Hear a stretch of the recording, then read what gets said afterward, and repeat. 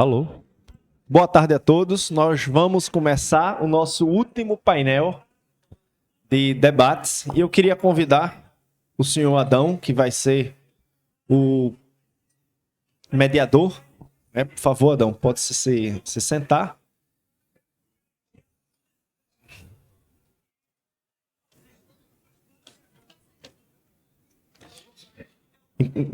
Adão, você pode chamar as pessoas. O microfone está aí do lado.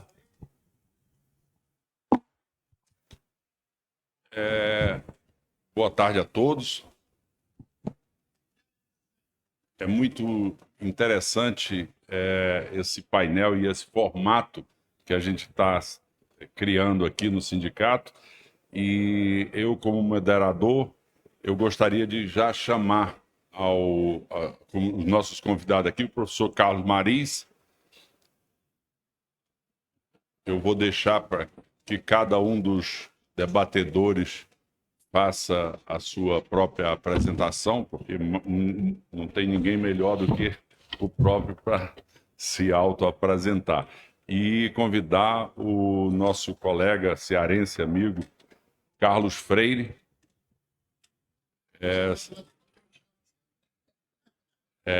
Infelizmente, o Tomás Paula Pessoa, que seria o outro participante, ele teve sim, vou falar.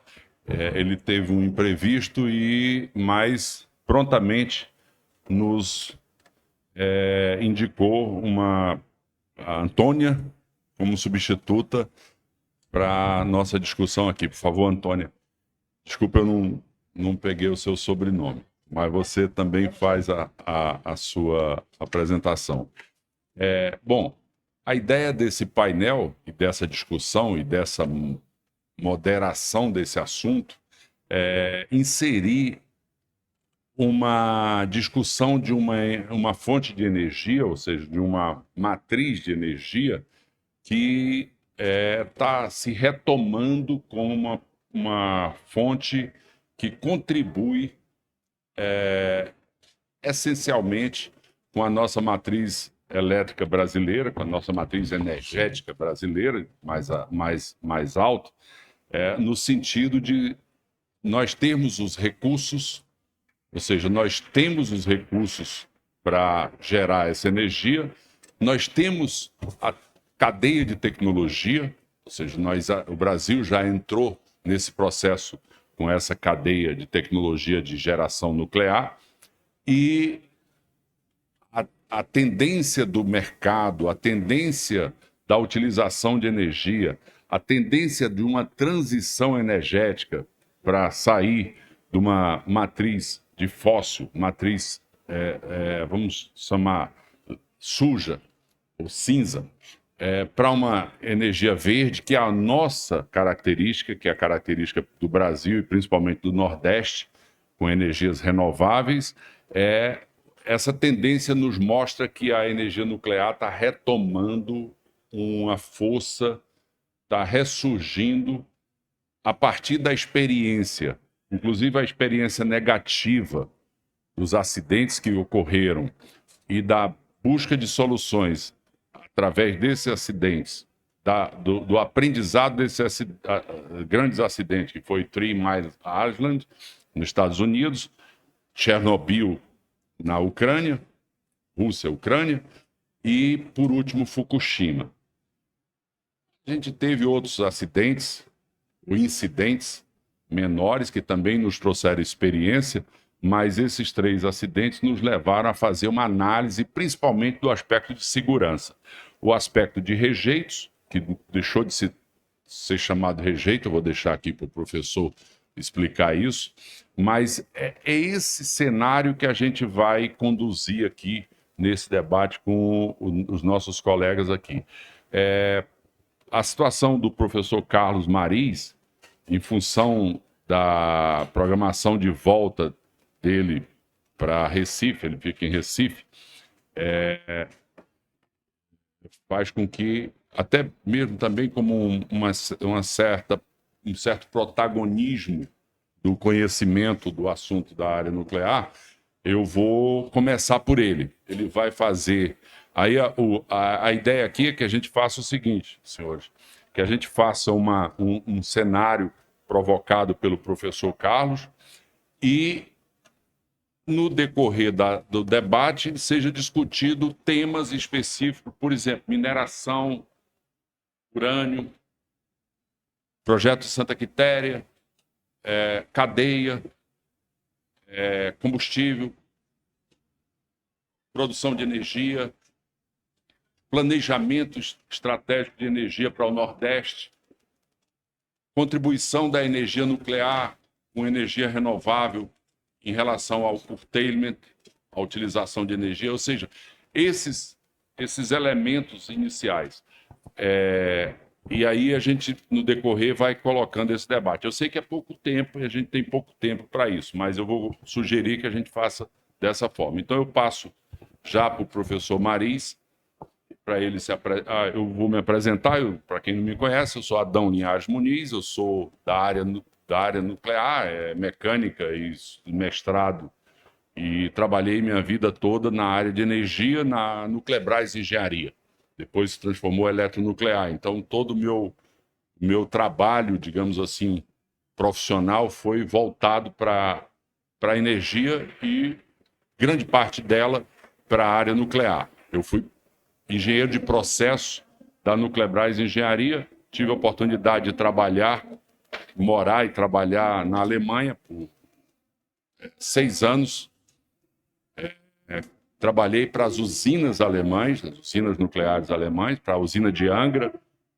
Morei em Angra, trabalhei em projeto, essencialmente projeto de processo de auxiliares para o reator. Não trabalhei no reator, trabalhei no ciclo água-vapor, termodinâmica. Então, essa é a minha experiência. E como, digamos assim, planejamento energético, eu trabalhei no governo do Estado por muito tempo, como diretor, secretário de energia, e, digamos assim, tenho minha contribuição na passagem do governo do Estado, desde 98, 99, até recentemente, tenho estado sempre, digamos assim, contribuindo com o planejamento e com a execução de atividades de energia no estado do Ceará e no Nordeste, no Brasil. Vou passar para o professor Maris, por favor. Muito obrigado, Adão. Quero cumprimentar aqui a todos vocês, é um prazer estar aqui.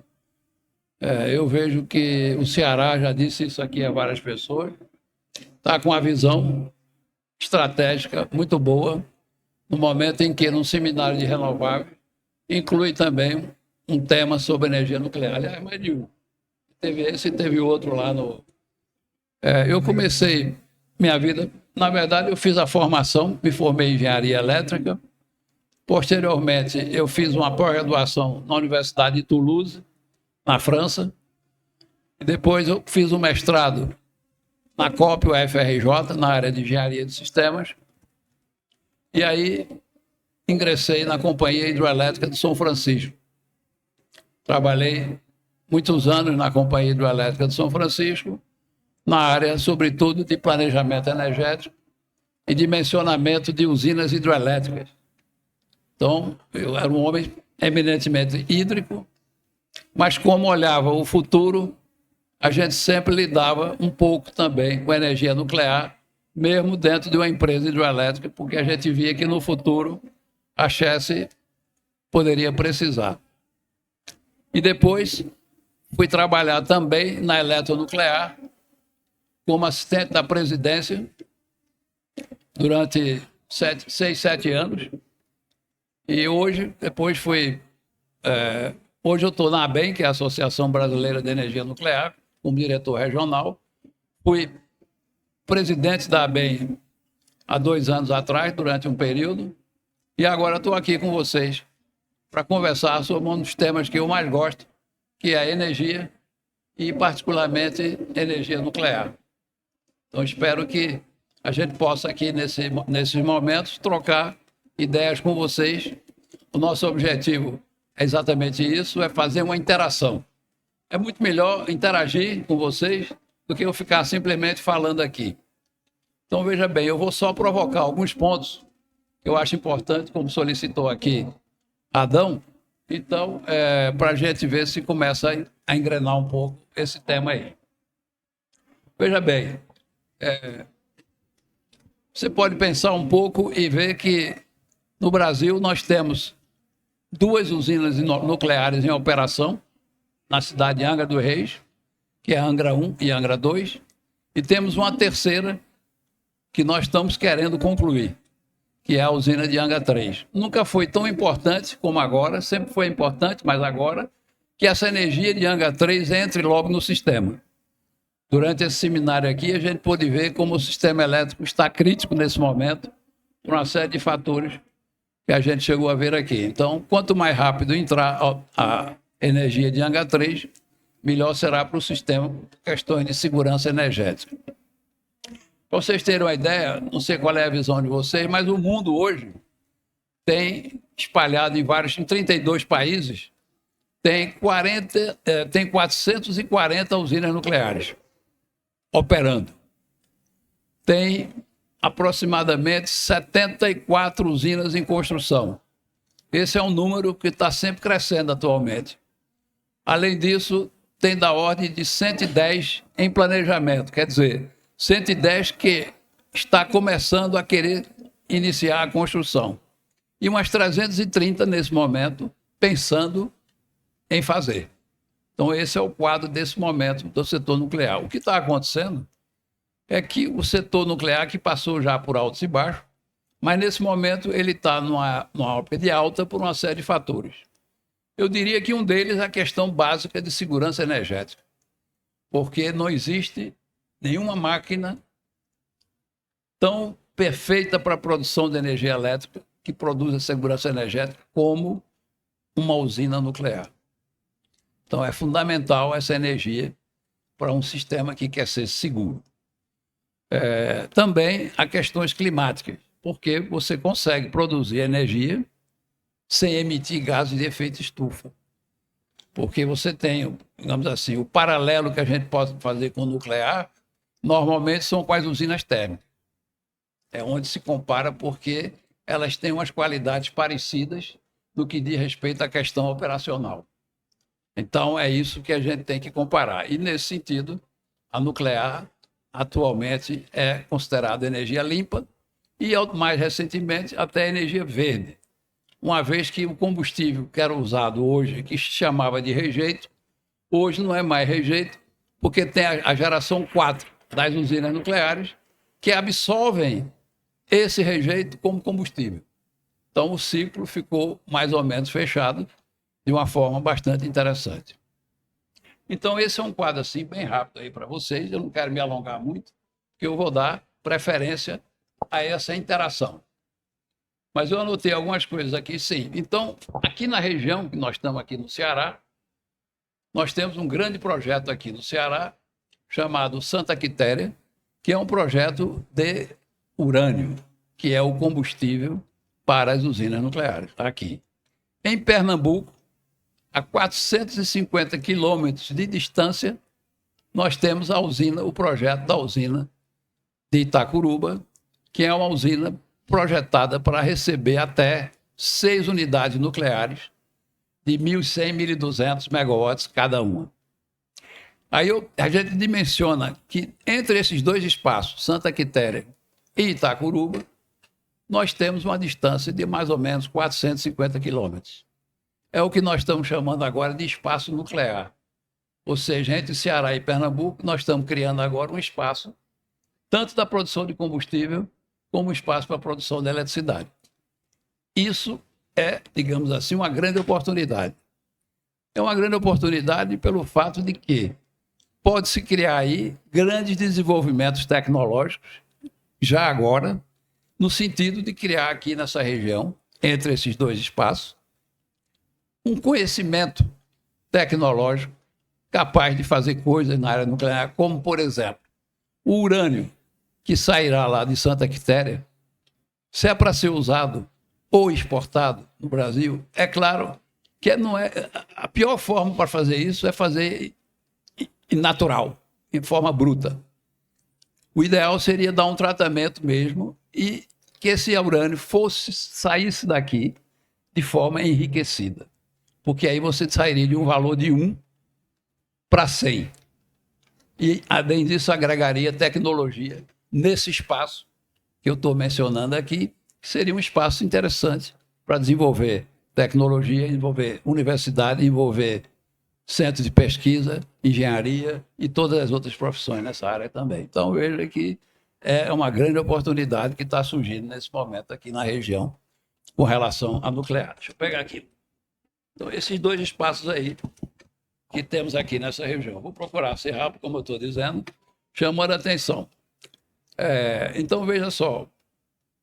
Aqui no Brasil, além disso, nós temos o Plano Nacional de Energia Elétrica, que prevê que depois de Angra 3, que é essa usina que eu falei aqui no início, nós tenhamos pelo menos mais umas 8 ou 10 usinas nucleares para começar a funcionar até 2050. Se você fizer uma conta, você vai ver que nós estamos em 2025, faltam 25 anos, e que uma usina nuclear desse tipo, desse porte que está se falando, é pelo menos total 5 anos de construção, mais 5 anos de preparação, com licenciamento ambiental, projeto, etc.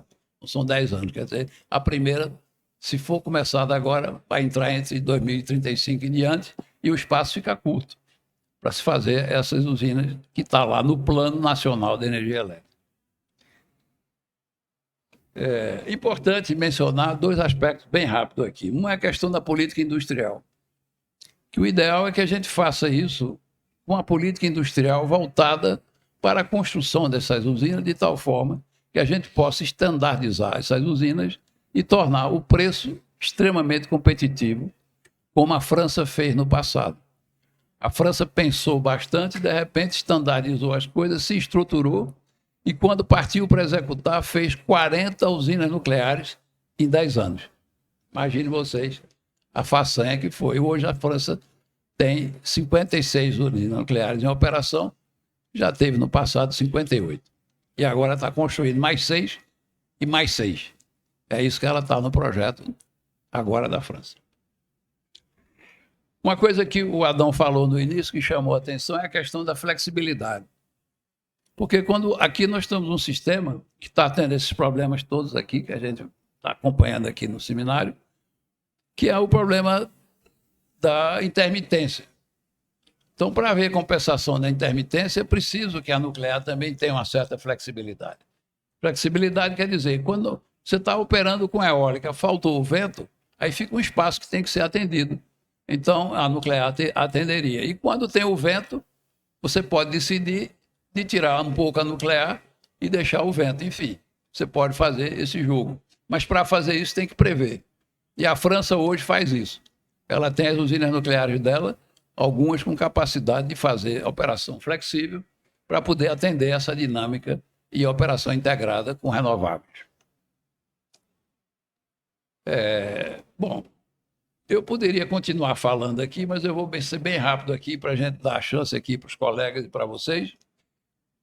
Mas eu vou tocar rapidamente aqui na questão das tecnologias. A geração hoje, chamada 3+, ela foi feita depois de todos esses acidentes que o Adão mencionou no início, e hoje é como se você tivesse, porque o risco de ter um acidente nuclear é tão baixo que você compara com um avião.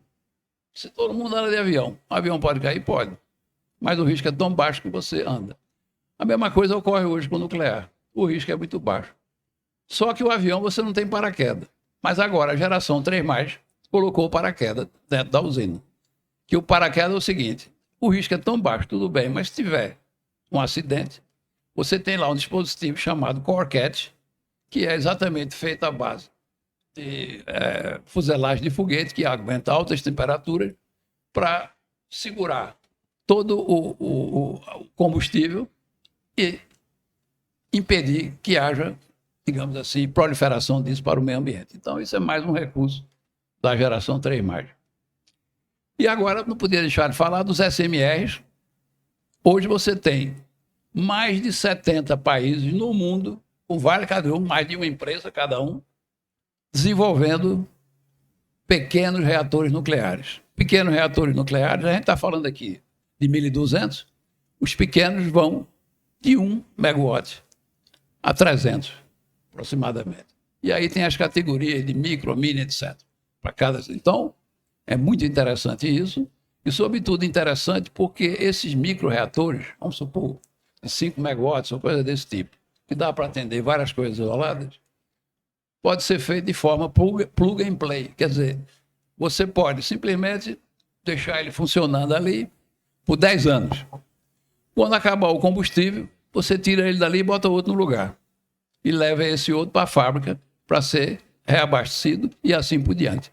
Então é isso que está sendo pensado, sobretudo, com os pequenos reatores, o que dá uma flexibilidade imensa, vocês podem imaginar, do que virá por aí. A revolução que está sendo dominada nesse momento e que efetivamente, na minha visão pelo menos, eu acho que vai começar mesmo a partir de 2030. E aí você vai ficar assim com uma quantidade imensa de oportunidades e de tamanhos para escolher fora os grandes reatores nucleares. Já caminhando aqui para finalizar, eu diria o seguinte, que isso aqui já não preciso, já falei, vou falar aqui mais um pouco sobre o quê?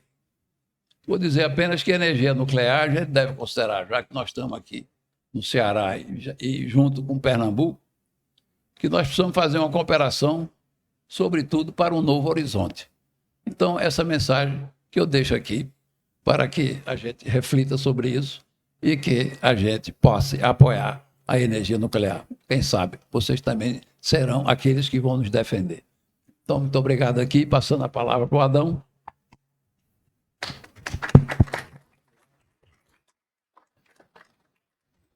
Obrigado, professor.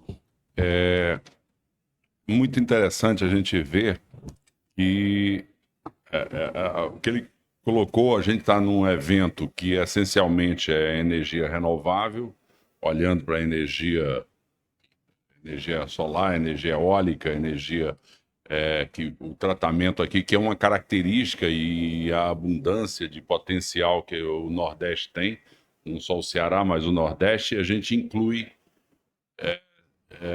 ousa incluir a energia nuclear nesse cenário. A energia nuclear, como o professor falou, ela não tem absolutamente nenhuma consequência, nenhuma emissão.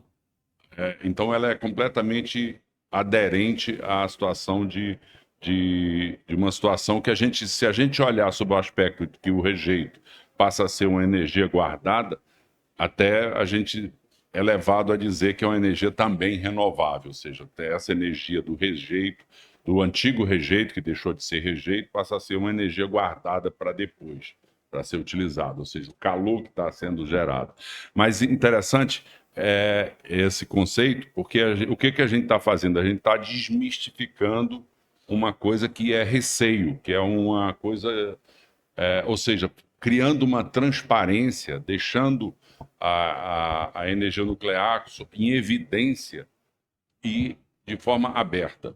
E para isso, tem uma coisa que eu queria colocar agora, que primeiro a evolução da energia nuclear sob o aspecto de ciclo, que eu gostaria de provocar para o Carlos Freire, sobre o aspecto desde a mineração, da INB, da retirada do minério, do processamento, a cadeia de como essa energia é formada, ou seja, como o urânio sai lá da mina, é criado valor, é processado, relacionado com receio da radiação e tal, a fábrica do elemento combustível pronto, a utilização na usina e a geração da energia e tal, essa cadeia toda. E sob o aspecto dessa mudança constitucional, mudança regulatória, em relação a essa transição que a gente precisa fazer, isolando a ideia da purificação do urânio como combustível para a purificação do urânio para uso militar, para uso de armamento e tal, que eu gostaria que tudo bem. ele vai complementar, mas essas duas provocações, a parte regulatória, o que a gente precisa fazer para poder um investidor amanhã poder investir numa usina nuclear, num pequeno reator nuclear numa comunidade isolada da Amazônia, por exemplo, ou numa produção de energia nuclear para um data center, que demanda grande quantidade de energia. Quer dizer, esse é o professor complementa e passa depois aí. Só para complementar, quando ele falou sobre a questão da segurança, eu me lembrei aqui do impacto na cabeça das pessoas. Aí eu me lembrei aqui do seguinte: o mundo começou a enxergar a energia nuclear através da explosão de 2 bombas atômicas lá em Hiroshima e Nagasaki. Então, ficou o nome nuclear associado a isso aí, quer queira, quer não, fica no inconsciente, como sendo uma coisa assim, que é muito perigosa, que é isso, que é aquilo. No entanto, quando você faz um estudo sério, estatístico, comparando dados de todas as alternativas energéticas, a energia nuclear é a mais segura de todas, incluindo a eólica e solar. Imagine o que é isso. A percepção que se tem não é essa. A percepção que se tem é exatamente o contrário. Então, falta uma boa dose de comunicação ao público para colocar corretamente o significado da energia nuclear. Então, essa questão de comunicação é um grande esforço que nós, do setor nuclear, estamos devendo à sociedade para poder colocar exatamente os conceitos corretos. Se você tiver todos os conceitos corretos, você vai apoiar a energia nuclear. Uma das coisas interessantes é o seguinte, só concluindo, passar aqui para o colega, você tem um climatologista chamado James Hansen, que fez um estudo e disse que a energia nuclear salvou 1.800.000 vidas, substituindo a energia fóssil. Por que isso? Porque quando entra energia nuclear, sai a fóssil. Porque exatamente as duas estão ocupando o espaço. Ou se não tiver nuclear, vai entrar fóssil. É mais ou menos isso. Uma quantidade maior ou menor. E o que é que acontece? A fóssil, ela joga partículas no ar que provocam doenças cardiovasculares, pulmonares, etc. E nesse particular é que esse grande estudioso aí, climatologista, fez esse estudo e constatou isso. Então veja os benefícios que também existem. Muito obrigado. Vou passar aqui para nosso colega Freire.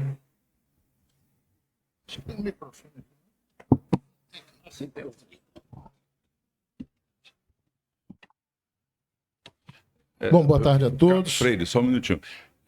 A ideia é que, se por acaso alguém quiser fazer alguma coisa, alguma pergunta, interagir, está aberto. Quer dizer, há essa possibilidade, não vamos deixar, não há necessidade de deixar a pergunta para o final. Então, se houver alguma dúvida, alguma pergunta, isso é exatamente um processo de interação. Bom, repetindo, boa tarde a todos. Antes de mais nada, eu gostaria de registrar e parabenizar a organização do evento, o Sind Energia, na pessoa do seu presidente, o Luiz Queiroz, e a FIEC, do nosso querido Ricardo Cavalcante, bem como todos os patrocinadores e apoiadores, né? Porque um evento desse porte, se não tiver essa turma toda trabalhando firme e bem, né? Os organizadores e o pessoal que acompanha.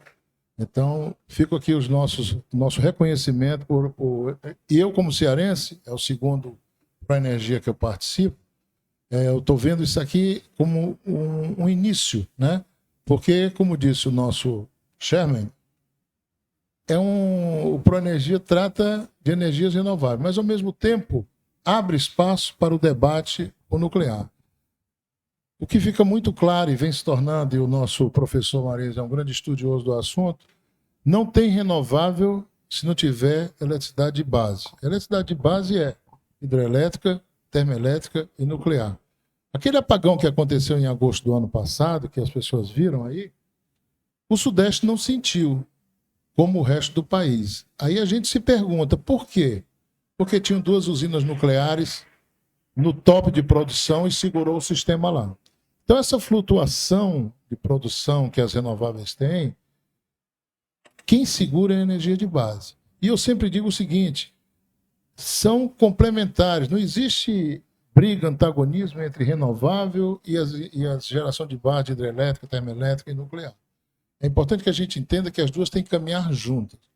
E não, o doutor Marins, como eu disse, é um estudioso do assunto, e nós, se continuarmos do jeito que estamos, nós vamos ter problema no sistema, nós teremos outros apagões. O curtailment que o governo vem aplicando é tentando gerenciar isso aí de alguma forma, só que isso tem um limite, né? Então, eu esqueci até de me apresentar, eu sou capitão de mar e guerra da Reserva da Marinha, sou engenheiro naval, trabalhei na Marinha 38 anos, né? Sou formado pela Escola Politécnica, pela Marinha e pela Escola Politécnica de São Paulo, e pós-graduado na França, na área de projetos de navios e submarinos. E sempre tive o meu contato com a energia nuclear voltado para a propulsão naval, né? Já que o país, até constitucionalmente, a energia nuclear tem escrito que a energia nuclear tem que ser para fins pacíficos, geração de energia, tratamentos radiológicos, exames, preservação de alimentos. As pessoas esquecem disso, até obras de arte. Hoje em dia, se usa a irradiação para esse benefício, né? Atualmente, eu sou diretor de Relações Institucionais da ABEM, Associação Brasileira de Energia Nuclear, fui seu penúltimo presidente, fui também do Conselho da Abidam por 4 anos, participei do ProSub por 7 anos, Programa de Submarinos da Marinha, e estive na INB em 2 ocasiões, de 2005 a 2008, como diretor técnico de enriquecimento, ou seja, implantando a usina de enriquecimento aqui lá em Resende, e como presidente de 2019 a 2023, em que a gente finalizou. Das 10 cascatas que nós temos lá, eu consegui inaugurar 4, a primeira e as 3 últimas, né? E é um passo. O que a gente tem em Resende de enriquecimento de urânio representa 70% de Angra 1, do que a gente precisa de Angra 1. Vem agora a segunda etapa, que vai cobrir Angra 2, 3, ainda vai sobrar um pouquinho. E o nosso tema aqui é o futuro da energia nuclear, né? É sempre bom falar depois do professor Marins, porque, como professor, ele nos dá uma aula do nuclear. Então fica muito fácil, né? E eu fico aqui para colocar as provocações, professor, nosso grande e dileto amigo. Trabalhamos juntos na ABEM, já desde a minha presidência, foi presidente também da ABEM, né? Que é o seguinte, né? Muitos aqui talvez não lembrem, mas o ovo já foi estigmatizado, né? Dizia que o ovo fazia mal, e o coitado do ovo foi colocado de lado. E o ovo ressurgiu há uns anos aí, né, como sendo um alimento extremamente saudável, recomendável, etc. O nuclear passou pela síndrome do ovo. Era uma energia que todo mundo não gostava nem de falar, e hoje em dia virou uma vedete na parte de energia, né? E por que isso, né? Porque o mundo precisa de energia. O nosso presidente da FIEC, o doutor Ricardo, ontem, quem teve a oportunidade de escutar a palestra dele, eu diria o seguinte, foi uma aula de estratégia, de visão de futuro, do que pode acontecer se o mundo não acordar, e está acordando, é bem verdade, mas se o Brasil também não acordar, para as necessidades futuras de energia, né? E, como o doutor Marinho registrou, nós temos 440 reatores em funcionamento, 50, 70, 74 em construção e por aí vai, né? E, ou seja, o mundo vê na energia nuclear um futuro, e que é isso que nós estamos aqui conversando, né? Eu vou além. O Brasil, quem tem oportunidade, já viu na Europa aquelas bananas, aquelas frutas lindas no supermercado lá, sem nenhuma manchinha, né? E eu me perguntava, quando morava na França, como é que conseguem trazer essas bananas lá da Jamaica, do Haiti, lá de onde, e elas ficarem tão perfeitas? É porque elas são irradiadas. O nosso carro, o carro que alguns aqui estacionou lá fora, toda a cablagem dele que está em contato com altas temperaturas, os cabos elétricos são irradiados. Ninguém sabe disso. E quando a gente fala de uma área extremamente importante de aplicação da energia nuclear, que é a medicina, a Abidam, inclusive, fez um grande movimento e trouxe para dentro da Abidam os produtores, a área médica, é um sucesso. Então, nós temos a área médica. A gente, quando vai no dentista que faz um raio, ninguém reclama, né? Isso é perigoso. Mas ali é nuclear aquilo aquilo é tipo o SES de Goiânia, né? Então, a gente tem que desmistificar. O cartão de visita da energia nuclear foi muito ruim, como o doutor Maria explicou. Foram duas bombas. Agora, quem estudou a guerra no Pacífico, como eu estudei e a gente estuda na Marinha, os senhores não imaginam, matou milhões de pessoas, os senhores não imaginam quantos iriam morrer se as forças aliadas desembarcassem no Japão. Eu não tenho nenhuma dúvida que seria muito mais do que o que morreu. Não tenho nenhuma dúvida. É justificável? Não sei. Isso aí, cada época tem o seu meio ambiente para você tomar decisões. É muito fácil a gente olhar no retrovisor e criticar, né? Mas eu acho o seguinte, vamos falar de futuro e nós temos aí a energia nuclear. E quando a gente fala esses números aí, né, de usinas existentes em construção, alguém pode perguntar, SMRs, os microreactors. Aí eu sempre que eu estou em algum fórum, alguma coisa, eu digo, vem cá, estamos falando muito de SMR, 70 e tantos projetos e países desenvolvendo. Eu falei, já pensaram no combustível para esses SMR? O SMR tem um detalhe. As usinas de Angra 1 e 2 e 3, elas funcionam com enriquecimento de urânio. O que é um enriquecimento de urânio? Não é dinheiro no bolso, não. É a percentagem de urânio 235 em relação ao 238. O que a gente faz quando enriquece o urânio é aumentar o percentual do urânio 235, que é o urânio físsil, né? Deixando de lado o 238. As unidades da INB, em Resende, que processam o material, elas só estão autorizadas a trabalhar com material até 5%. A Marinha tem autorização lá em Aramar de ir até 20%, mas não é porque a Marinha é bonitinha, nada disso não, é porque o reator do submarino nuclear ele vai trabalhar próximo disso. Então ela enriquece o seu urânio lá para colocar no reator. A NB, inclusive, tem uma parceria muito grande com a Marinha que, se Deus quiser, ainda vai evoluir mais. Então é muito importante. E aí a bomba? A bomba é 75%, 80%. E as nossas instalações, pelos acordos que o Brasil assinou, o quadripartite, que é tantos outros, as nossas unidades são permanentemente vistoriadas pela Agência Internacional de Energia Atômica, com visitas e inspeções não anunciadas. Eles, quando chegam numa unidade, já chegaram 2 horas da manhã, 4 horas da manhã, nós temos 45 minutos para colocá-lo dentro das unidades, os inspetores. 45 minutos. Então, vocês imaginam uma unidade industrial imensa como é em Resende, tem 4 fábricas lá, o cara chega no portão, inspetor da IEA, e você tem 45 minutos de madrugada para pegar aquele cidadão e colocar ele no ponto de fiscalização. Né? Então, e tem outra, né? E aí a gente olha, estamos falando de futuro, de necessidade de urânio. Hoje em dia, já não se produz urânio suficiente para a demanda. O que existe são desmantelamentos de ogivas, né, antigas, e outros suprimentos, transformação de rejeitos em material aproveitável, né, que nós não fazemos aqui no Brasil, mas na França faz, nos Estados Unidos faz, para complementar essa demanda. Quando a gente olha a curva, toda mina, toda produção mineral, ela tem uma queda, né?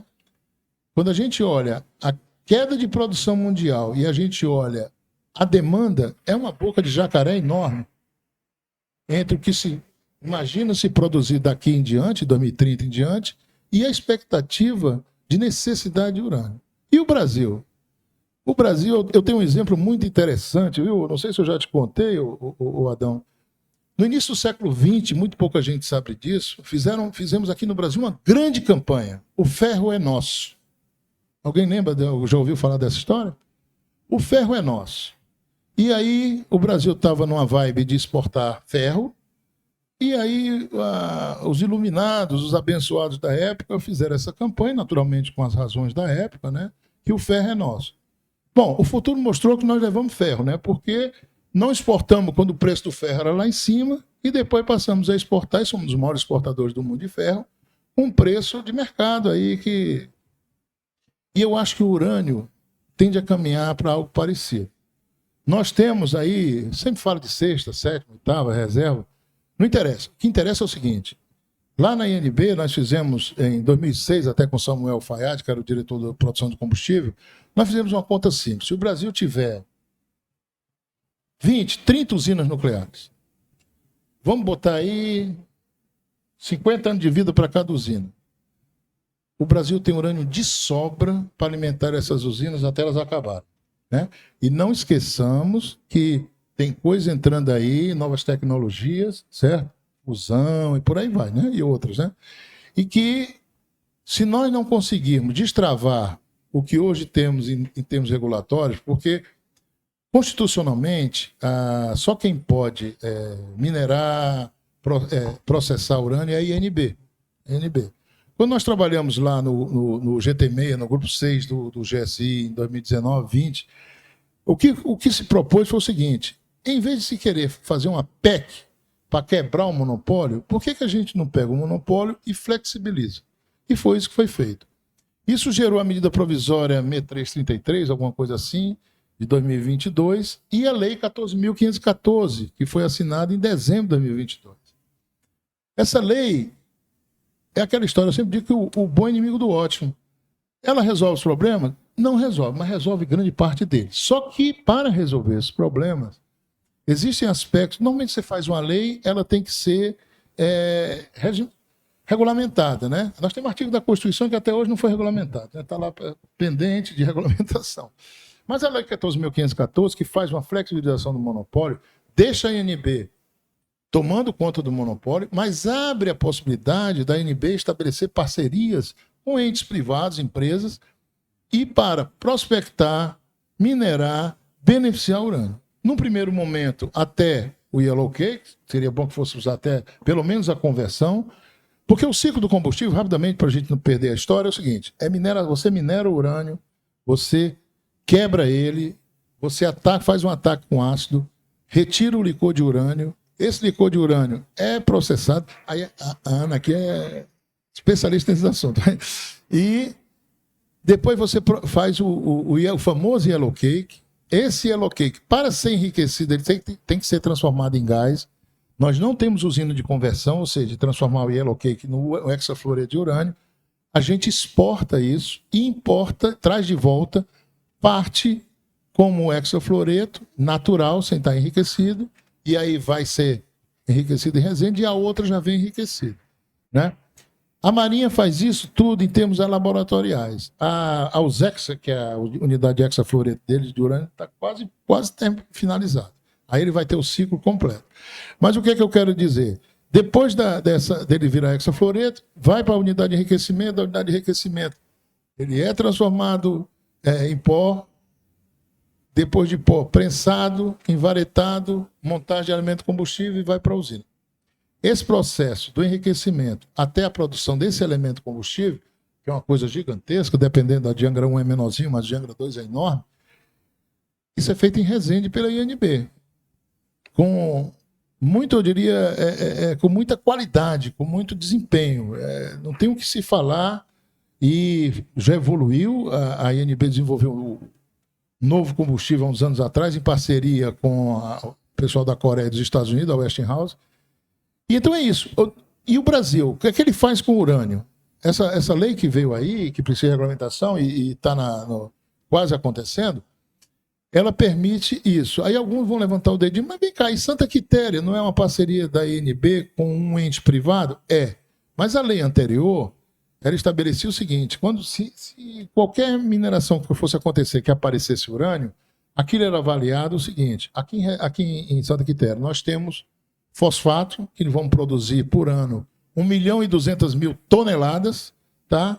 E vão sair 2.300 toneladas de urânio. Então, fosfato, 1.200.000 toneladas, 220, né? Coisa assim, e urânio 2.300. Agora, a confusão é o urânio, né? Sempre o problema é o urânio. Sim, ainda num percentual de enriquecimento baixíssimo, 0,7%, né? Mas o que eu quero dizer? Essa lei precisa ser regulamentada, nós temos que estabelecer processos licitatório não, de licenciamento junto ao IBAMA mais ágeis, né? Mais ágeis. Nós temos o problema da regulamentação com a antiga CNEM, que agora é a Autoridade Nacional de Segurança Nuclear, que acabou de ser ativada, né? Então, esses aspectos regulatórios são tão importantes quanto os aspectos técnicos. E com a regulamentação da Lei 14.514, está todo mundo de olho para poder fazer parcerias com a INB e vir aqui para o Brasil e permitir. O nosso antigo ministro de Minas e Energia, o Bento Albuquerque, ele em vários discursos ele dizia, não existe riqueza enterrada. Não existe. Eu tenho aqui uma mina de diamante, uma mina se tiver enterrado, não resolve. A gente tem que tirar essa riqueza do solo de forma adequada, preservando o meio ambiente, preservando as populações locais, com todo o cuidado, e transformar aquilo em riqueza para a sociedade. O observatório da FIEC, só já concluindo, viu, Adão? Ele fez um estudo na região toda, qual seria o impacto social com a implantação do projeto Santa Quitéria. É uma coisa de maluco os benefícios que esse projeto vai aportar àquela região, que quem é cearense sabe que o IDH lá é um dos mais baixos do estado, né? Ele apontou, por exemplo, em Santa Quitéria, 90% dos trabalhadores com carteira assinada ou era do município, do estado ou federal. Privado mesmo, só aquela fábrica de, acho que é Alpargata lá, né? Uma coisa assim, né? Que davam ajuda nesse percentual aí. Então, o que eu quero dizer, em termos de futuro, tem muito futuro. Tem muito futuro. Agora, temos que agir. Temos que tirar o país dessa inércia, porque o mundo foi embora. O mundo foi embora. Não está esperando pela gente, não.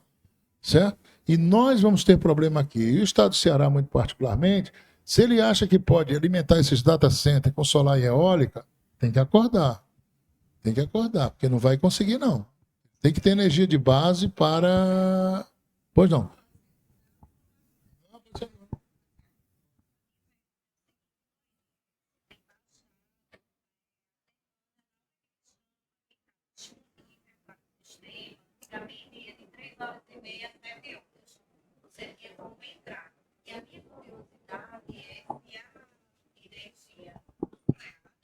No caso, a usina tem... Ah, pois não, pois não.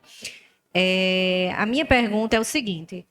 Antigamente, para se entrar no sistema, eu estou disponível. Sou uma térmica, estou disponível. Então, o ONS nos chamava e a gente tinha de 3h30 a 7 horas, ou até mais, dependendo da classificação ali da chamada. Hoje, essa realidade mudou, né? Por disponibilidade, por essas questões que vocês estão trazendo aqui, dessas demandas e necessidades. E eu queria entender se a energia nuclear, ou seja, a usina, se for chamada, ela realmente entra no sistema cumprindo esse lead time colocado hoje para o ONS, que é uma questão de partida e disponibilidade. Eu acho que ficou claro que vocês têm uma energia, além de limpa, segura, né? Eu entendi isso. Eu vou deixar também depois o professor Marins complementar, mas as usinas de Angra, as duas lá que dão 2.000 e poucos, 2.000 megawatts lá, elas não ficam entrando e saindo não, viu? Elas entram e... Não, lá não tem chamada não. Elas entram e ficam direto. Não tem de saída e entrada não. Porque alivia o resto do sistema das hidrelétricas, entendeu?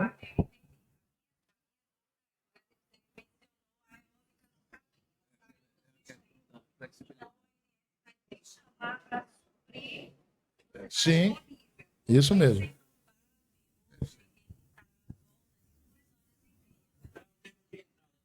Peguei.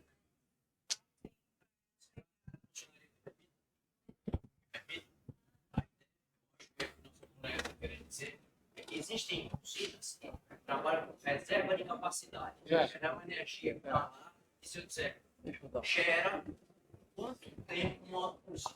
Primeiro, se prestaria a este papel? Não, perfeito. Eu acho que está bem claro. Perfeito. Eu acho que está bem claro aí a colocação de vocês. Eu vou começar respondendo pelo papel da hidrelétrica. Ah, perfeito. Pois não. Sou do pós-fábio, né? Eu não lembro que interessa o Ceará. Né? Tem a Cunha Verde aqui sendo pensada com o Bucuri, né? Com o Cacém. tivemos esses dias todos discussão aqui da Manhã Verde, e tem o fosfato. Né? Então, o seguinte, a expectativa é que chegássemos a Itapaia. Aqui tem um pesquisador, professor, que está lá no Holanda, que há 40 anos atrás dava com um livrinho sobre Itapaia. 40 anos atrás. E nós estamos hoje aqui há 5 minutos, eu estou esperando chegar em Itapaia. Você fica aí com essa responsabilidade de fazer Mas deixa eu responder ainda. Eu sugiro que. Desculpe, professor. Eu sugiro que. Essa resposta é uma resposta mais voltada para o sistema elétrico.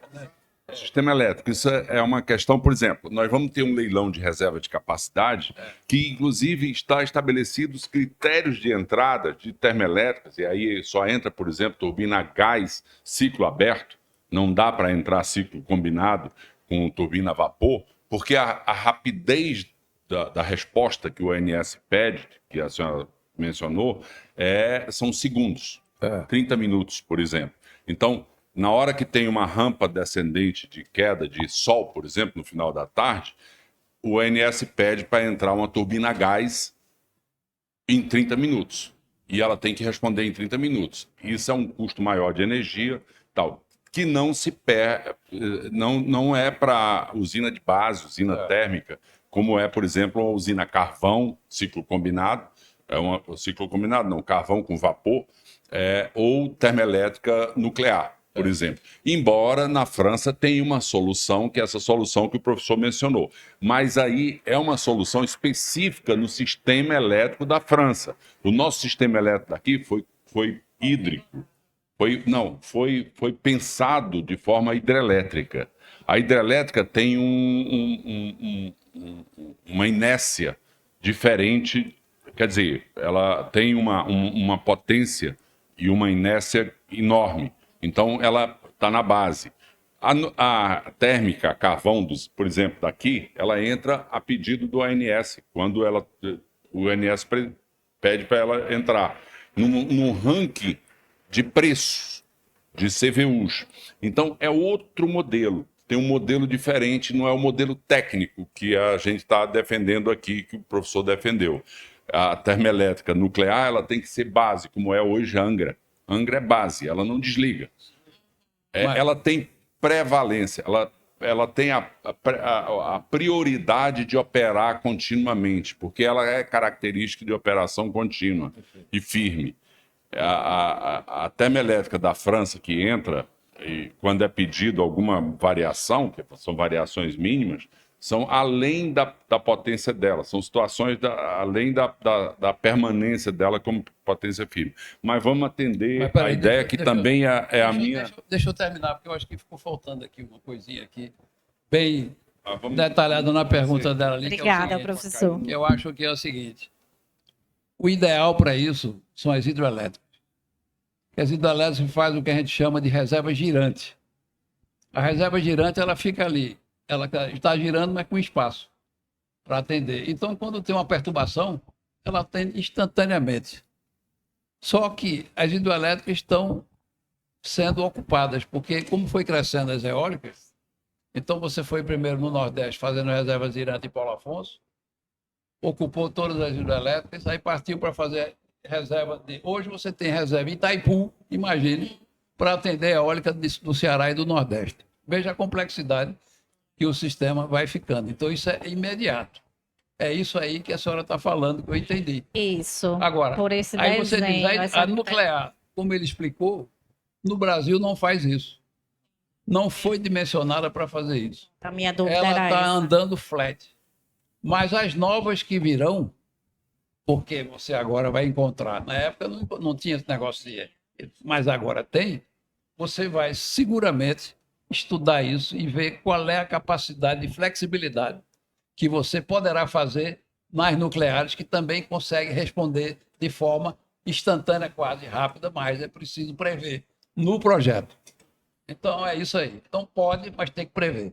Perfeito. Ponto. Eu acho que era isso a minha dúvida, que é justamente essa janela que hoje é oportuna, mas que ainda não existe. Obrigada, viu? Bom, para não querer me alongar muito e dar espaço para a Ana também falar, do projeto Santa Quitéria, antigo Itataia, né? Eu, como cearense e como ex-presidente da INB, eu sou um lutador nessa história, né? Eu acho que é um projeto ganha-ganha. Como eu disse, eu sempre digo assim, é uma mina de fosfato com traços de urânio. Não é uma mina de urânio com traços. Quando você produz 1.220.000 toneladas ano de fosfato e 2.300 de urânio, convenhamos que... E quanto nós precisamos para Angra 1, 2 e 3? 850, por aí.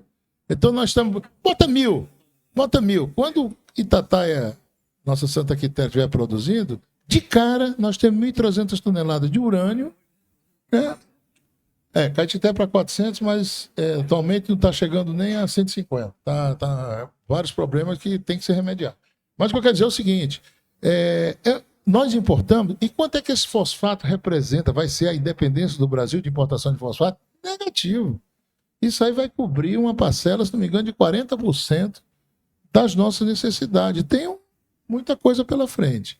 E lá nós vamos sair com fosfato para agricultura e o fosfato bicálcio para a ração, como ração animal, né? E o urânio. E aqui, para fazer fosfato bicálcio, você precisa de sal. Traz da Termisa aqui no Rio Grande do Norte. Olha que beleza, né? Para exportar esse urânio, se a gente conseguir a regulamentação adequada, sai aqui pelo Porto do Pecém, está pertinho dos grandes consumidores mundiais, né? Então, o que o Brasil precisa é trabalhar essa regulamentação, ter coragem de encarar e não levar ferro de novo, né? De novo, como foi no início do século... no início do século XX, e avançar, porque nós precisamos. O Estado do Ceará, se conseguir deslanchar esse projeto, vai ser principalmente para aquela região, e para o Brasil vai ser um ganho muito grande. É só isso, depois fica para as perguntas. Adão de Santa Quitéria, viu? Aqui é um combinado, Passa. Tem lá. Boa tarde, meu nome é Ana Angélica, sou geóloga.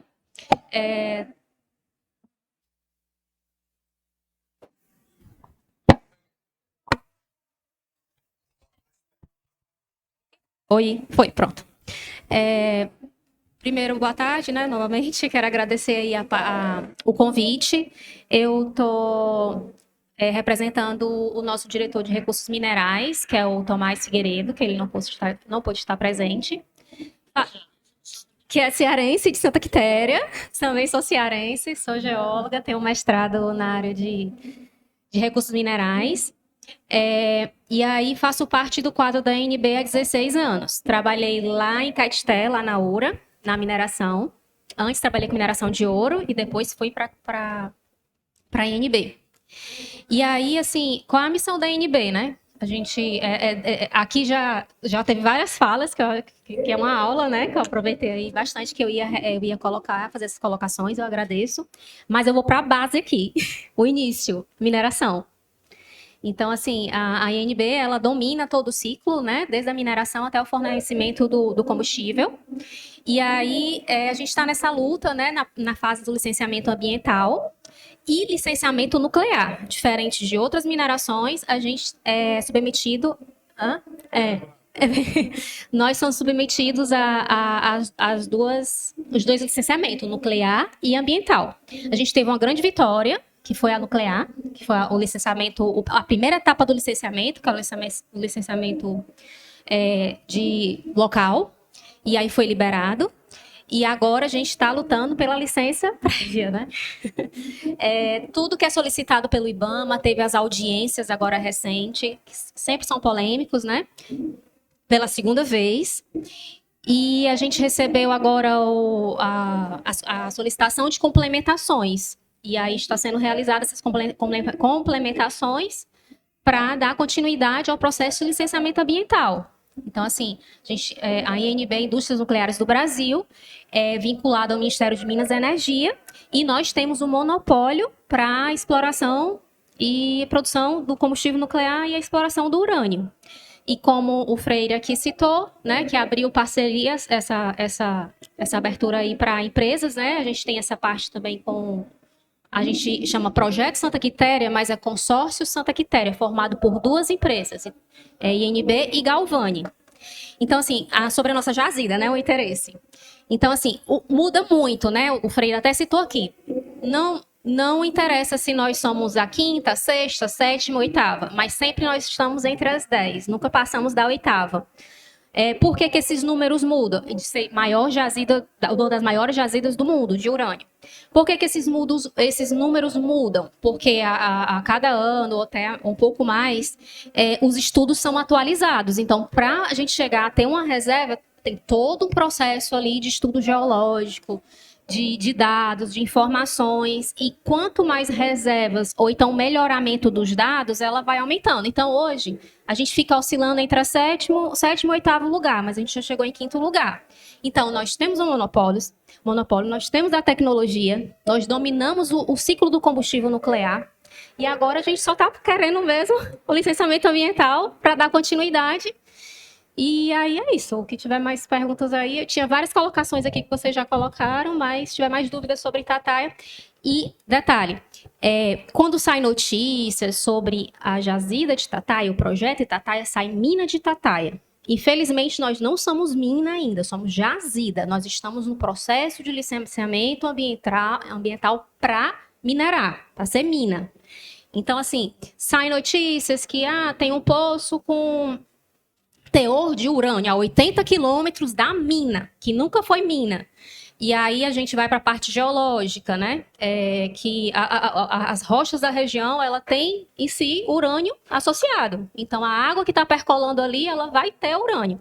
Nós temos trabalhos de pré-monitoração ambiental, que faz parte do programa de radiológico, que é antes do processo de iniciar a mineração. Então, a gente tem todas essas informações, temos furos de sondagem e furos também para captação de água, para análise.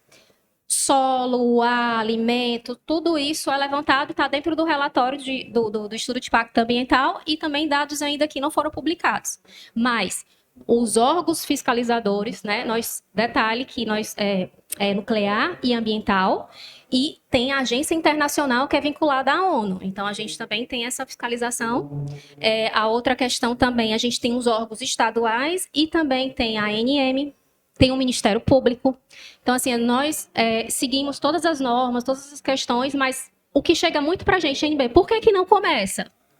Não depende 100% de nós, né? A gente tem que seguir toda a regulamentação, todas as complementações, todos os trâmites do licenciamento ambiental nós estamos seguindo, mas existe muito preconceito por ser nuclear. E por ser mineração no estado do Ceará. Porque eu, como cearense, tive uma graduação maravilhosa com professores experientes, sou muito grata, mas a primeira vez que eu saí daqui para trabalhar como trainee na mineração de ouro, para mim foi um susto, assim, porque aqui a gente, né, mais rochas ornamentais, a gente não tem cultura de mineração. Aí você vem com a mineração de médio porte, com urânio. Detalhe, nossa jazida é de fosfato e nós temos urânio associado, relação de 100:1. Então, assim, né, a mina de urânio, jazida de urânio, jazida de fosfato e nós temos o urânio associado. E aí a gente segue e temos a gente sabe do cenário nacional e mundial em relação à necessidade. Nós entendemos que a energia nuclear ela vem para complementar e nós estamos disponíveis e continuamos tentando contribuir e com o objetivo da jazida sair, né, e virar mina. Mas o meu ponto aqui, a questão mesmo é só esse cuidado em relação ao licenciamento ambiental e preconceito em relação à energia nuclear.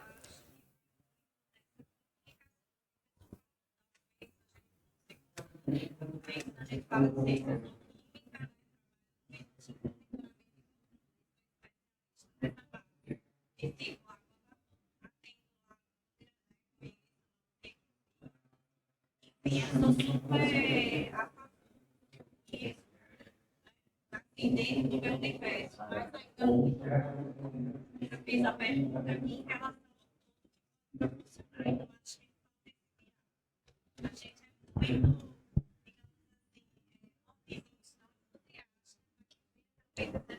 como o Freire aqui citou, né, a questão do ferro, pode sim acontecer em relação ao urânio, porque vai chegar um momento que a demanda e nós não vamos conseguir acompanhar.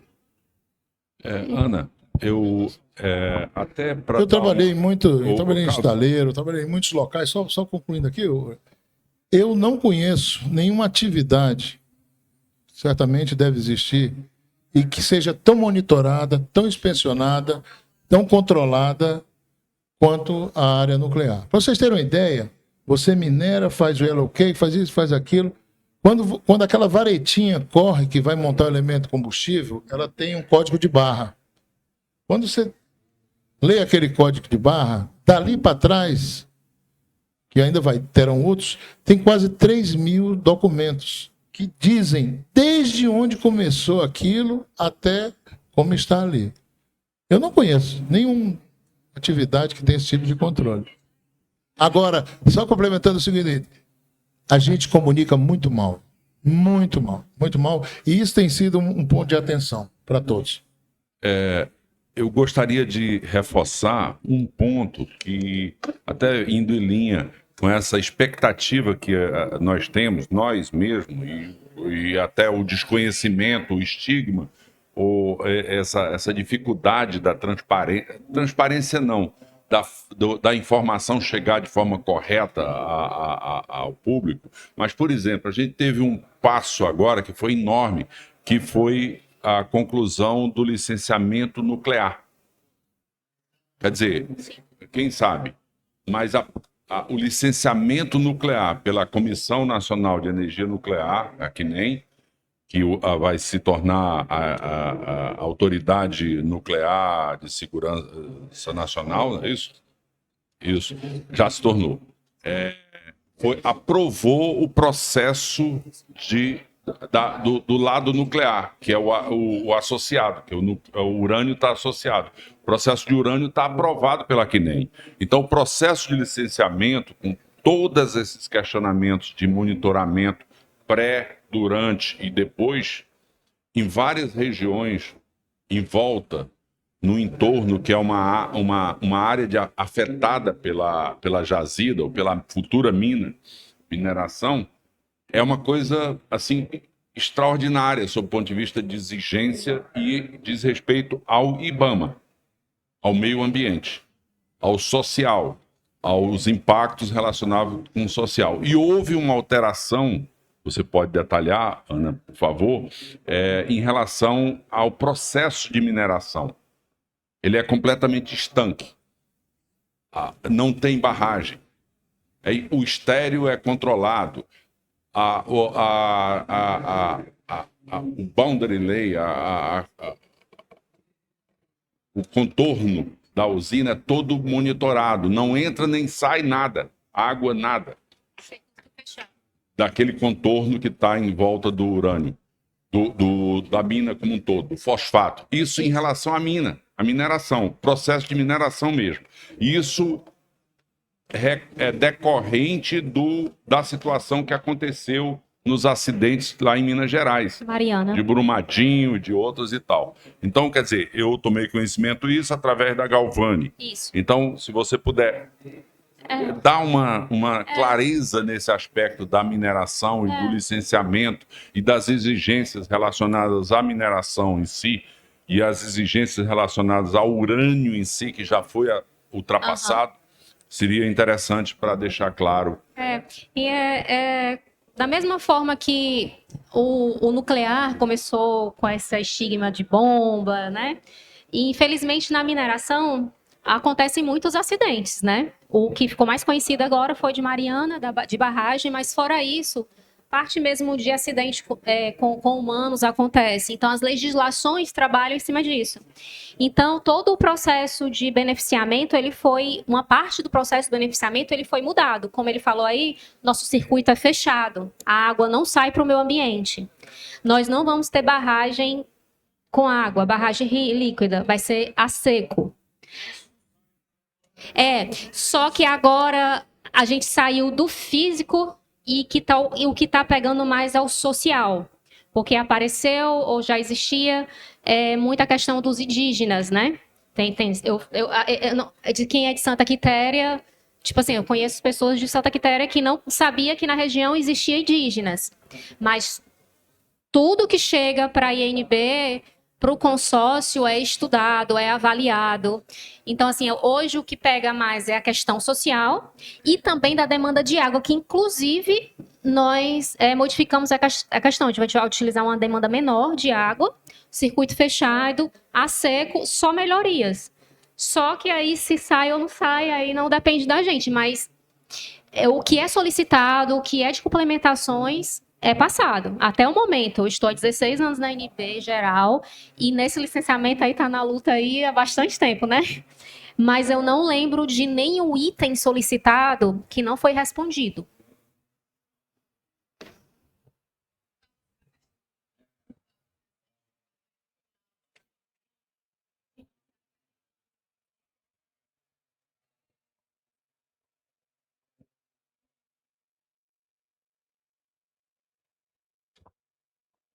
Na minha pergunta, eu estava recentemente no evento do Diálogos para a COP30 e tinha representantes dos indígenas, eu só não lembro agora o nome dela.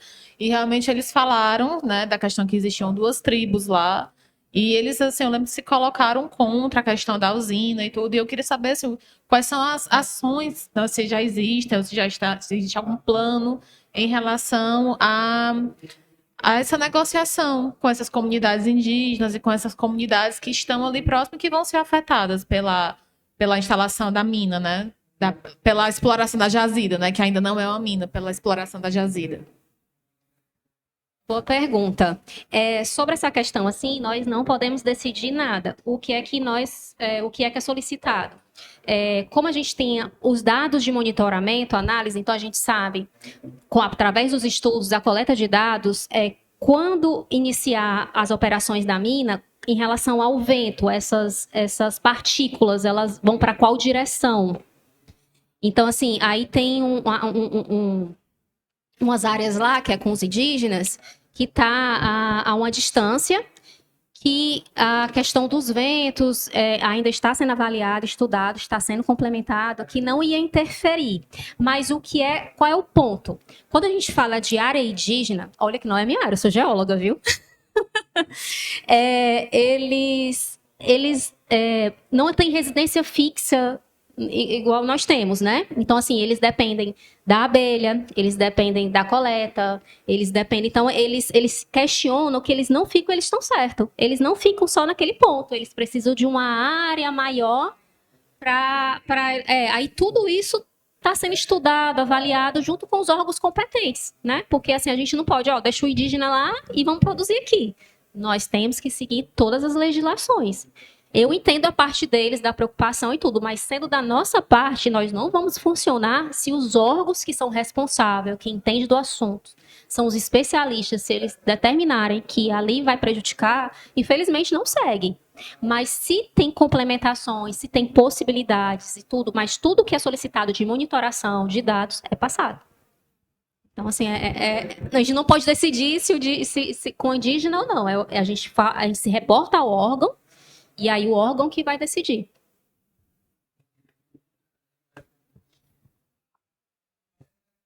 Alguma?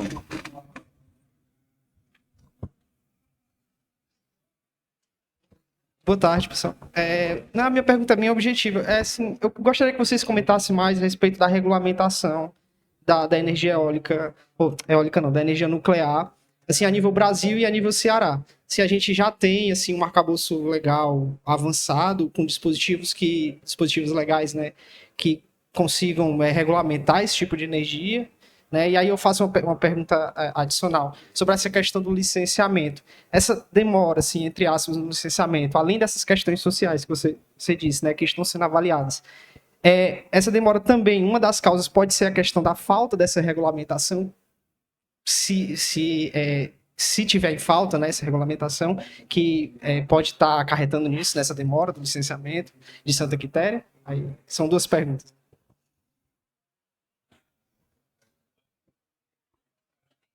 Em relação ao nuclear, nós não tivemos problema, né? Eu acho que até a CNEM, alguns chamam CNEM, eu chamo CNEM, foi bastante ágil e a gente teve a licença de local concedida.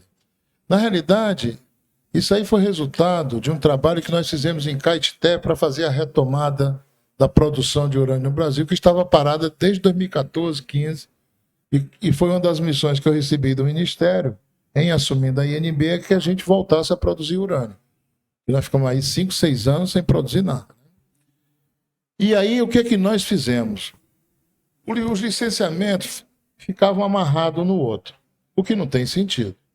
O licenciamento do IBAMA tem seu foco, o licenciamento da CENEM, na época, que nem tem outro. E nós conversamos com os dois órgãos, o seguinte, vamos trabalhar os licenciamentos como complementares. Eles não são amarrados. Se um para, o outro para. E funcionou. Então nós conseguimos, para Caetité, para a retomada da produção de urânio em 2020, dezembro de 2020, essa separação e aplicamos esse case, junto com os dois órgãos, aqui em Santa Quitéria. Por isso que você diz assim, saiu a licença daqui, nem não saiu do IBAMA. Porque exatamente, elas são licenciamentos complementares. E está funcionando.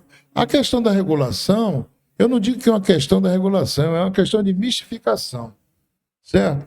E acontecem absurdos que eu peço até que você me... Eu escutei que uma demanda que estava sendo feita pelo IBAMA, a lei prevê que a X quilômetros, você é obrigado a atender uma determinada até X quilômetros. Então, um exemplo, até 10 quilômetros, uma comunidade indígena que existe, um quilombola, etc., você tem que ter esse tipo de cuidado. A comunidade está a 40. E o IBAMA quer que você atenda como se ela estivesse nos 10. Ainda existe esse tipo de absurdo. Ou seja, existe a regulamentação. Eu peço até que você confirme isso, Ana, porque eu escutei, mas eu achei tão absurdo que eu estou dizendo o seguinte, me confirma se é isso mesmo. Tá? Então, as regulamentações existem. Quando nós fomos inaugurar a primeira cascata de urânio em Resende, não tinha regulamentação para a usina de enriquecimento de urânio. A CENEM aplicava de reatores nucleares de Angra. Eu digo, meu amigo, existe uma coisa que se chama inventário. Inventário é a quantidade de urânio que você tem num determinado local. O meu inventário lá em Resende era isso, enquanto que lá na usina é uma coisa grande. Mas a CENEM, nós sentamos e ajustamos isso, e realmente ela deu a primeira licença para a instalação da primeira cascata de urânio, mas não tinha regulamentação. Já passamos por esse processo, tá? Mas aqui tem regulamentação direitinho para tudo. Não existe omissão. Só confirme isso aí, Ana, se é fake ou é fato. Em relação a essa distância, eles estão numa distância, sim, considerada que não vai ser afetada, né, em relação do IBAMA. Mas o que a gente percebe também, o Freire aqui citou aí algumas questões, eles se conversam, né, CENEM e IBAMA, mas uma não depende da outra. Mas a gente percebe que muita coisa é nova para eles, entendeu? Então, assim, além dessa parte indígena, dessa parte tem os quilombolas, tem as religiões de base africana também, que agora entrou. O IFAM também entrou, porque teve uns dados lá de rupestres. A gente também tem cavidades no local. Então, aí entra também a parte de espeleologia. Mas nada que seja ao lado que vá prejudicar a mineração. Porque a nossa área lá são 5.800 hectares. A gente chama Fazenda Itataia. Então, assim, a nossa jazida ela está mais a norte. E o empreendimento vai ficar um pouquinho a norte, mais a sul, né? Então, assim, a gente não bordeja, não vai ficar nada lado a lado com a população. Tem as comunidades, né, mais próximos, assentamentos. Aí, esses assentamentos, sim, é constado dentro do licenciamento ambiental. Aí é determinado a área de influência direta, indireta, ventos, água, a parte também econômica, tudo que vai interferir na região é estudado, é avaliado. Agora, assim, quem vai decidir mesmo dentro da regulamentação vai ser o órgão fiscal, mas claro que se tiver algum absurdo, aí vai ter que recorrer, porque eles não podem cobrar algo que não esteja na legislação, mas eu acredito que quando seja algo novo, teve o problema lá do morcego também, né? Então, tem de tudo. O que eu entendo, né? A minha percepção é que é uma área tão estudada, que contra coisas que às vezes nem tá na literatura ou conflitos que vai além da mineração, entendeu? Vai além da mineração. Então, assim, se tornou também político, né? Mas a gente trabalha com a parte técnica, né? Então, o que vier aí, a gente vai fazendo complementação. Perfeito. Nós estamos chegando ao fim. Eu entendo também que a pergunta se estende à produção de energia. De fato, o nosso evento é mais voltado à energia. De fato, não há regulamentação para a utilização de urânio para a produção de energia privada.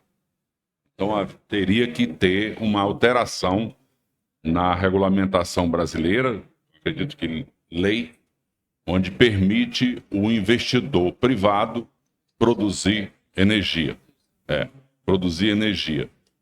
A parte de mineração está evoluindo, do ponto de vista de legislação para o privado. Já tem consórcio, Galvani, porque tem o fosfato, mas já está evoluindo.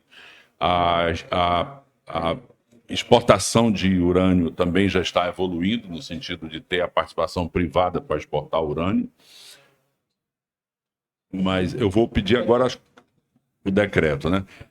Agora, a regulamentação para produção de energia, para produtor independente de energia com o combustível urânio, ainda não pode. Eu não posso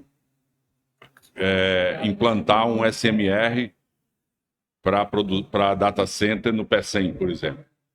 Não tem legislação e nem regulamentação para isso. E agora a gente está chegando no final aí, vamos alcançar o tempo. Eu pedia que os nossos convidados fizessem aí as suas considerações finais e as expectativas, principalmente as expectativas que a gente tem aí nesse sentido, até para a gente ter uma previsibilidade do que a gente pode contar ainda em relação a a contribuição da energia nuclear no nosso contexto do setor elétrico brasileiro. Obrigado. Bom, eu acho que vou focar em cima da questão energética, que eu acho o seguinte, que o que está acontecendo, nós estamos nesse ponto atual que nós estamos aqui, nós estamos vendo data centers, carros elétricos, além de toda a questão do crescimento de demanda que vem pela frente. A necessidade de energia é uma coisa inexorável. Eu vi aqui o painel anterior, rapidamente, que focava em cima da quantidade de energia que é necessário ter para atender o mercado futuro. Bom, então eu vejo vocês o seguinte, nós estamos nesse momento em que foi apresentado não só a quantidade de energia, como uma série de falhas no sistema elétrico brasileiro. Falhas provocadas por vários fatores, inclusive por questões ligadas à alta intermitência das eólicas, que ainda não foi resolvida, e aí também a questão da hidroelétrica, que quando falta água, o sistema fica assim. Então, o Brasil precisa, nesse momento, de uma grande quantidade de energia de base, e essa energia de base, em geral, vem sob forma de usinas térmicas, e as térmicas normalmente é combustível fóssil. Então, deixo aqui o recado, que para eliminar isso ou resolver, em parte, esse problema, a energia nuclear é fundamental. Importante que haja uma desmistificação para que as pessoas percam medo da energia nuclear, porque a gente sabe que a energia nuclear é extremamente segura, mas tem que passar essa informação para vocês, para um grande público, sabe? Porque é fundamental que haja uma grande quantidade de energia nuclear no sistema, no mundo todo, como está vendo, mas particularmente aqui no Brasil, para poder suprir essa deficiência. Quando não tem água, quando não tem vento e quando a disponibilidade de sol cai. Sem isso, a gente não vai ter segurança energética no país e nós vamos ter séria dificuldade de manter o crescimento. Então, chama a atenção da importância da energia nuclear para o futuro do Brasil. Então, defendam o Angra 3, vamos defender as novas usinas, vamos defender Santa Quitéria, vamos defender tudo aquilo que for necessário para ampliar um bom programa nuclear no Brasil. Então, eu deixo aqui para vocês essa mensagem aqui. É isso. Bom, rapidamente, só itemizando, nosso professor Marinho já listou aí essas coisas de base, mas eu diria que a questão da regulamentação, principalmente da Lei 14.514, é essencial. O investidor ele não vai chegar aqui se não tivermos regras claras, segurança jurídica, transparência, em que ele vai aportar vai trazer o seu CAPEX, o seu OPEX aqui para prospectar, minerar urânio, etc. e tal, se não houver isso. Então, é fundamental. Então, olhando agora, que essa regulamentação venha. O início da NSN, que foi aprovado em 2022 também, né? A Autoridade Nacional de Segurança Nuclear, que era uma demanda de décadas, porque separou quem regulamenta de quem fiscaliza. É muito fácil eu fazer uma regulamentação e eu mesmo fiscalizo com a minha regulamentação. E ainda tenho o problema se eu fiscalizar a mim mesmo, né? Então, isso é um progresso enorme. O doutor Facuri, que assumiu lá a diretoria, pessoa extremamente competente e respeitada no setor. Eu tenho certeza que a NSN vai trazer uma colaboração imensa para o caminhar da energia nuclear. E eu vejo a energia nuclear, como eu contei aqui a historinha dos carros, da alimentação, preservação de obras e, sobretudo, que ninguém fala, porque fala da bomba, mas não fala do tratamento com radiofármacos, não fala dos exames que são feitos com o uso da energia nuclear. Interessante isso, né? Então, e o Fórum Pro Energia é muito bom. Eu sempre critiquei, o Adão e nossos parceiros aqui de mesa, que a gente era um clubinho de golfe. O pessoal olhava lá fora, a gente fazia... Existem inúmeros seminários, CIEM, INAC, mas é só entre a gente. É a gente falando, pregando para quem já é catequizado. Esse fórum aqui é interessante porque as pessoas que aqui vêm, e nós estamos começando pequeno, e tenho certeza que com o passar do tempo esse fórum será ampliado, já foi do ano passado para cá, né? Que ano passado foi somente uma palestra, né, Marisa? E hoje nós temos uma mesa aqui para debater isso. Então, aqui é bom da gente falar, porque para ouvir os questionamentos, eu falar para quem já conhece, eu falar de energia nuclear para essa turma aqui, não faz nem sentido. Sabe até muito mais do que eu, né? Mas a gente conversar com pessoas que estão chegando no setor e que querem ouvir, querem escutar, né? Inclusive, a Eletronuclear fez uma coisa muito interessante. Fez criou o Atominho, né? Uma revista em quadrinho para distribuir nas escolas para as crianças. Porque tem que começar lá embaixo. Tinha um padre aqui, era aqui em Santa Quitéria, que catequizou gerações, falando do dragão, de não sei o quê. Ele foi muito bem pago, viu? Foi muito bem pago esse padre. Mas, de todo caso, é o seguinte, eu diria que é o seguinte, o Brasil tem tudo para se tornar um player, certo? Se nós conseguirmos duplicar a produção em Caetité e deslancharmos Santa Quitéria, a gente já entra naqueles 5% dos produtores mundiais de urânio, possíveis fornecedores. Olha, duas coisinhas que a gente pode fazer e já colocar o Brasil num seleto grupo de produtores, players mundiais de produtores de urânio.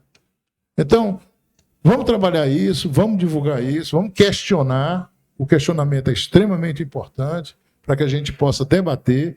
Vamos levar isso para cima. O Adão é um defensor aqui no Estado. Vamos ampliar essa presença nuclear aqui no Pro Energia. Vou conversar com o doutor Ricardo Cavalcante, vou conversar com o doutor Luiz Queiroz, do Sind Energia, e os demais que for necessário. O Adão é que tem conseguido, vou ajudar o Adão nessa batalha aí. E vamos em frente. O país precisa disso. O país merece ter isso. Pela competência que tem. Nossa competência técnica é invejável. Eu vou só contar uma historinha aqui rápida, então, se você me desse um minuto, que é o seguinte.